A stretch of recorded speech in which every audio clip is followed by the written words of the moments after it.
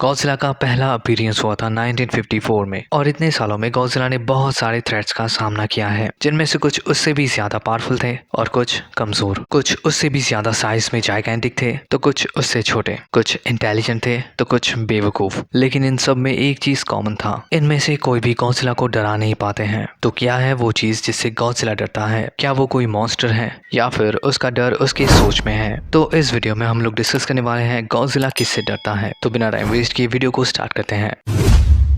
Godzilla के dictionary में डर का सिर्फ एक ही मीनिंग है, जो अपने एनिमीज के दिलों में होता है वही डर है। अपने ऑपोजिट फोर्सेस से फाइट करने के लिए किंग ऑफ द मॉन्स्टर हमेशा रेडी रहता है और अब तक उसने अपने सारे एनिमीज को उन्हें उनकी असलियत, उन्हें उनका औकात दिखाया है। चाहे वो म्यूटेंट्स हो, चाहे वो एलियंस हो, यहाँ तक कि वो गॉड्स ही क्यों ना हो, गॉडजिला ने सबको अपने सामने झुकाया है। तो इस लेवल के पावर्स रखने वाले एक अनस्टॉपेबल फोर्स के लिए फियर का मतलब क्या है? फियर असल में एक इमोशन है जिसे हम तब महसूस करते हैं जब हम लोगों को किसी एक चीज से खतरा होता है। कोई पेनफुल चीज भी हो सकता है या फिर किसी चीज को लेकर हम लोगों का थॉट भी हो सकता है और उसका आउटकम हम लोगों को डरा सकता है। जैसे कि हम ह्यूमंस मकड़ियों से, कॉकरोचेस से डरते हैं, अंधेरों से डरते हैं और फिर कुछ थॉट्स या फिर एंग्जाइटी हम लोगों को अंदर से खोखला कर देते हैं। हमारे जो फर्स्ट जनरेशन गुफाओं में रहते थे, उनके लिए डर का मतलब था नेचुरल वर्ल्ड के थ्रेट्स का सामना करना। धरती पे मौजूद हर एक जिंदा चीज किसी न किसी से डरता है। जैसे कि एनिमल्स, जिनमें से कुछ आग से डरते हैं तो कुछ हम इंसानों से ही डरते हैं। लेकिन जिस चीज से ये एनिमल सबसे ज्यादा डरते हैं वो है बंजी कॉर्ड्स।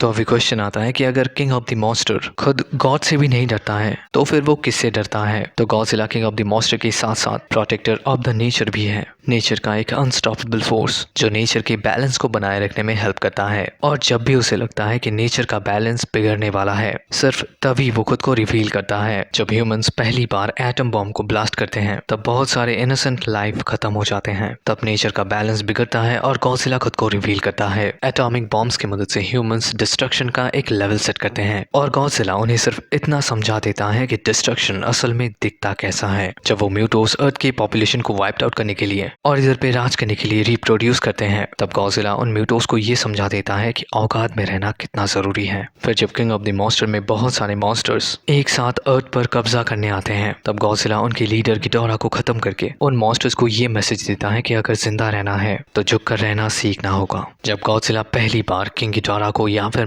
गॉडजिला को देखता है तब हम लोग उसके आंखों में वो गुस्सा देख सकते हैं, जिसके रिएक्शन में वो गिडोरा को राग कर देता है। लेकिन इधर पे उसके इमोशंस में सिर्फ गुस्सा ही नहीं था, डर भी था। इस रीजन से नहीं कि वो अपने आर्च नेमेसिस गिडोरा से फाइट कर रहा है, लेकिन इस रीजन से वो डर रहा था कि अगर वो हार जाता है तो फिर धरती का क्या होगा। अगर वो हार जाता है तो फिर गिडोरा बनेगा नया किंग ऑफ द मॉन्स्टर और जो बैलेंस उसने हजारों सालों से बनाकर रखा है वो कुछ ही सेकंड्स में खत्म हो जाएगा। ह्यूमंस, एनिमल्स, टाइटन्स सारे गिडोरा के सामने झुकेंगे, लेकिन उसे सिर्फ रेडिएशन चाहिए होगा जिससे ये सारे खत्म हो जाएंगे। नेचर का बैलेंस खत्म हो जाएगा जब गिडोरा बनेगा God of the planet earth. लेकिन गॉडजिला ऐसा कभी नहीं होने देगा, क्योंकि उसके शोल्डर्स पर रिस्पॉन्सिबिलिटी है। वो ऐसे ही किंग ऑफ द मॉन्स्टर नहीं है, वो एक होप है। जब गॉडजिला के ऊपर वो बिल्डिंग गिरता है या फिर जब मेगागॉडजिला उसे बहुत ही ज्यादा डैमेज करता है, तब उसके आंखों में फेलियर का डर होता है, जो शायद ये कह रहे हैं कि मुझे माफ करना, मैं फेल हो गया। लेकिन जब मेगागॉडजिला को डिफीट करने में उसे कॉन्ग में एक होप दिखता है, तब वो कॉन्ग को हेल्प करता है, क्योंकि उसे पता है कि कॉन्ग दूसरे स्पीशीज का ही क्यों ना हो, लेकिन इन दोनों का ही मोटिव सेम है। और शायद इसी रीजन से गॉडजिला और कॉन्ग के बीच एक बॉन्ड है। वो दोनों कितनी बार भी फाइट कर ले, कितना भी डिफरेंसेस हो, लेकिन जब नेचर के उस बैलेंस को बिगाड़ने के लिए कोई थ्रेट सामने आता है तभी ये दोनों एक हो जाते हैं। फिर चाहे सामने मेगागॉडजिला हो या फिर हॉलो अर्थ का वो अननोन थ्रेट स्कार किंग, तो गॉडजिला के लिए सिर्फ वो बैलेंस मायने रखता है और उसके हिसाब से वो बैलेंस है